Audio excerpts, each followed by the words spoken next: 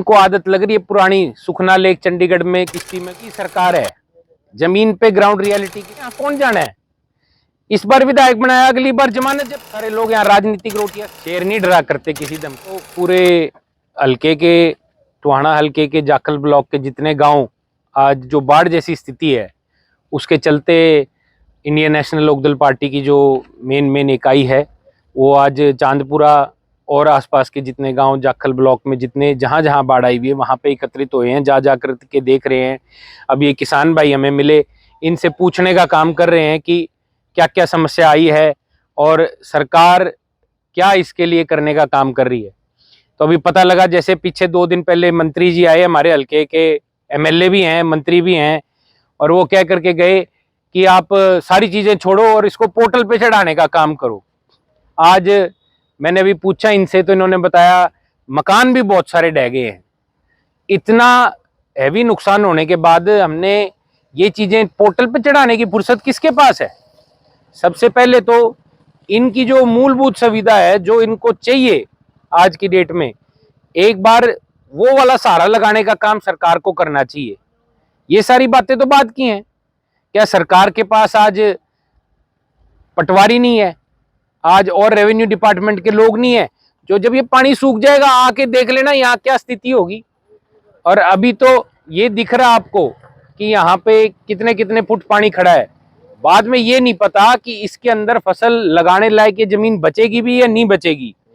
और सबसे बड़ी बात जिसपे कोई गौर नहीं कर रहा कि जो हमारे बोर हैं उन बोर का क्या होगा, क्या कल को वो कामयाब होंगे या नहीं होंगे। तो ये सारी बातें जो है ना, सरकार को इन चीजों पे पोर्टल पे चढ़ाओ, ऑनलाइन करो, फैमिली आईडी लेकर के जाओ। इससे आज ये किसान और ये जो गांव के ग्रामीण हमारे साथी हैं, बड़े बुजुर्ग हैं, दुखी हैं। इन चीजों को छोड़ करके धरती पे आकर के लोगों के बीच में उनकी समस्याओं को समझने का काम सरकार को करना चाहिए।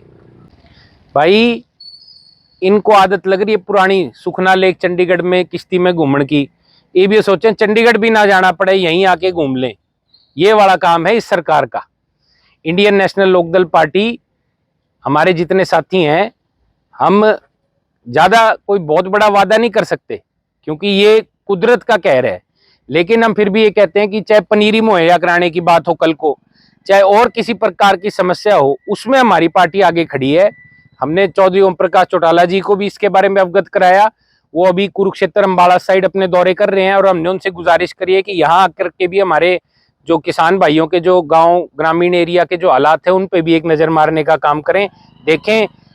पर सबसे बड़ी समस्या ये है कि गूंगी बहरी सरकार है, हर चीज को ऑनलाइन करना चाहती है। चौटाला साहब के राज में कुछ ऑनलाइन नहीं था, ये काम अफसरों का था। आज किसान भाइयों का थोड़ी है कि जाकर के सब कुछ ऑनलाइन करवाओ, फैमिली आईडी लेकर आओ, आधार कार्ड लेकर आओ, पैन कार्ड से लिंक करो, फलाना करो। परिवार का एक एक सदस्य तो इसी काम के लिए छोड़ रखे है।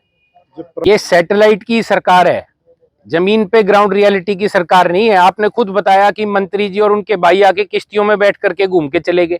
मंत्री जी ने यहाँ कौन जाना है। इस बार विधायक बनाया, अगली बार जमानत जब्त होगी इन लोगों की।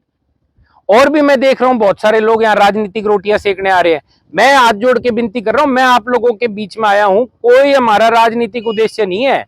ये भी सड़क पे चलते हैं, सब हमारे को मिल गए, इनसे सिर्फ हालात पूछना चाहते हैं। आपने मदद करनी है, आप सरकार में बैठे हो तो सबसे बड़ी मदद ये है कि ये ऑनलाइन का चक्कर छोड़ो।